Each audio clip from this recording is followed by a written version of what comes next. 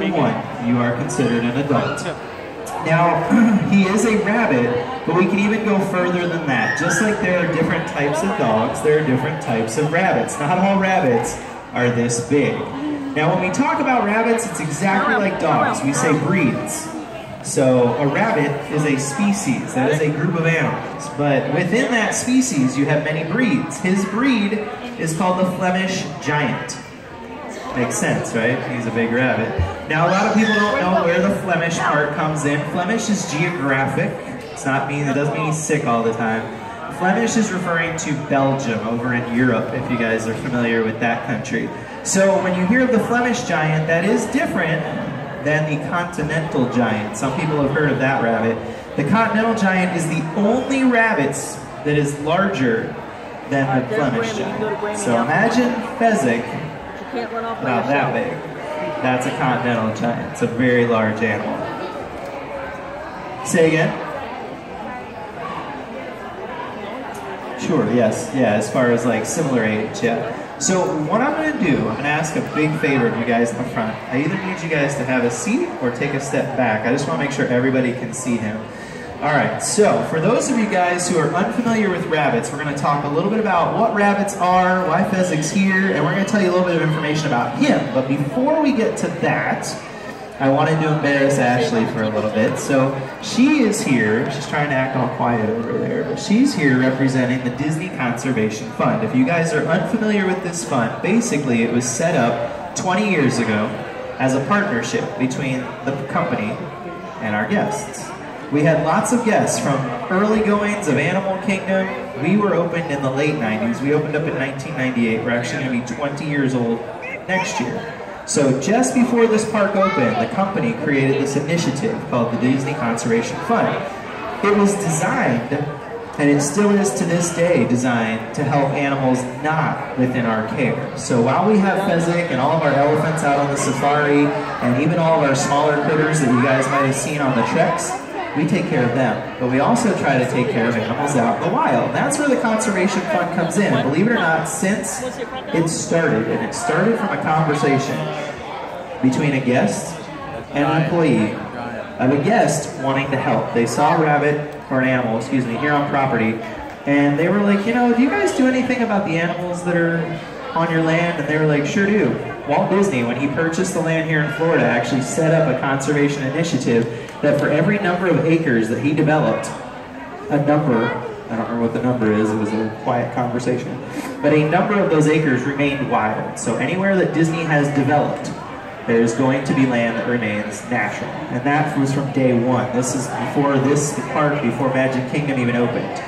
And from that stemmed guests wanting to know more. And of course, one way to know more is to create websites. Websites were created, right? The internet is a thing now. And on that internet website was the starting of this initiative where guests could contribute.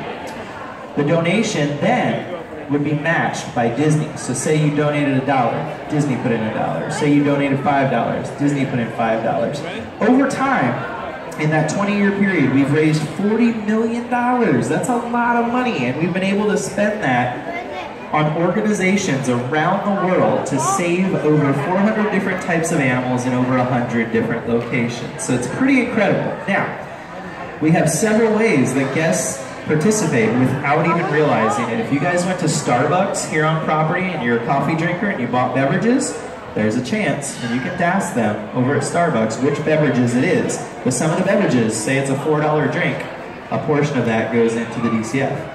Say you buy some merchandise, you walk out with a nice plush stuffed animal, and it has a special DCF tag on it. That's a for sure way that money is going into the DCF. Usually it pertains to animals that we've worked with, which some of them are represented on that box there, like the cotton-top tamarin up on top, African elephant, the wild dogs. These are all species that we've worked with.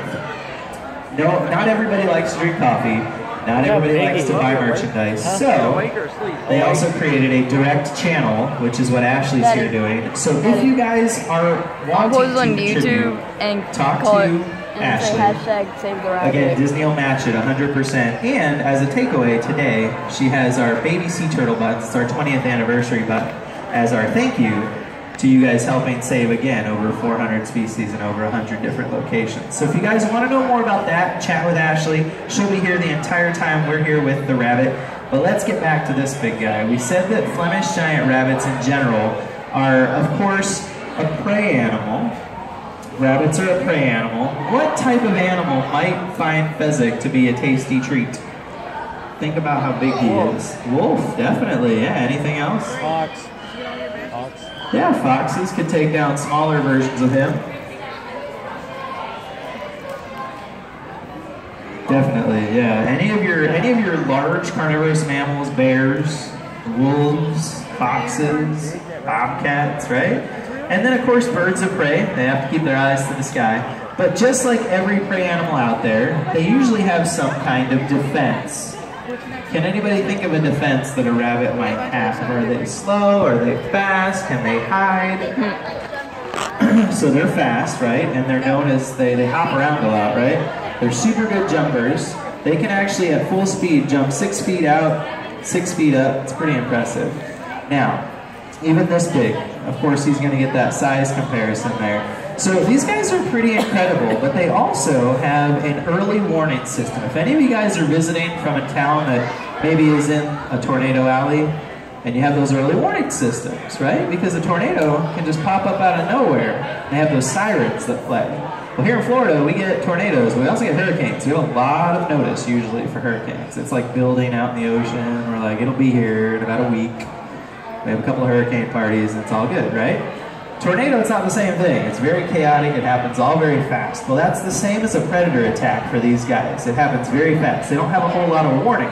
So anybody familiar? We had a little project we put together in the late 1930s called Bambi. You guys familiar with that? No. I'll look down. He's like, no, never heard of it. So Bambi was the first environmentally conscious film. So it basically featured animals, no people. And it was really with that film that the legacy of Walt and nature took off. And in that film, there was a rabbit. You remember his name? Thumper, yeah. Thumper was named so because he did what? His what? Foot, right? He pounded his foot against the ground. And he actually told Bambi, that's why they call me Thumper, right? So in nature, rabbits do that. They thump their feet. They actually filmed animals out in the wild for Bambi. Yeah, they went and found deer, rabbits, skunks, they filmed them out in the wild. And they took those behaviors and they illustrated them in the film. Thumping is one of them. So why do rabbits do that? Well, out in the wild, they live in burrows. They live underground. Those are hollow. So when you hit on something that is hollow, it makes a noise. So when they have those big back feet and they are pounding them on the ground, it echoes. And it tells the other rabbits, there's something up here that you don't want to mess with. And usually that's going to be a predator. So it's definitely a really neat trick that they have of being able to warn each other without necessarily giving away the fact that there might be rabbits underneath, because they just kind of look like they're being impatient. They're just sitting there pounding their foot, right? So it's actually a really, really smart defensive technique. Now, of course, those predators can follow you into the burrows, right? So any smart rabbit is not going to have just one entrance exit for their burrow. They're going to have several, so that if the snake comes in this way, they go that way. If the snake goes in this way, they go that way. Sometimes they'll have even 4 or 5 holes that they can go in and out of. It's pretty incredible to see because, again, you never know how many predators are coming at you, so you always want to have an exit as a prey animal. So definitely some interesting things to think about. Now we said specifically with this breed, this is the 2nd largest breed of rabbit in the world. Give you a little fact, like people like numbers. He weighs about 17 pounds. That's bigger than a lot of people's dogs and cats. That's pretty average. Anywhere between 14 and 22 pounds is acceptable for this breed. And we said that he is only 3 years old. Typical life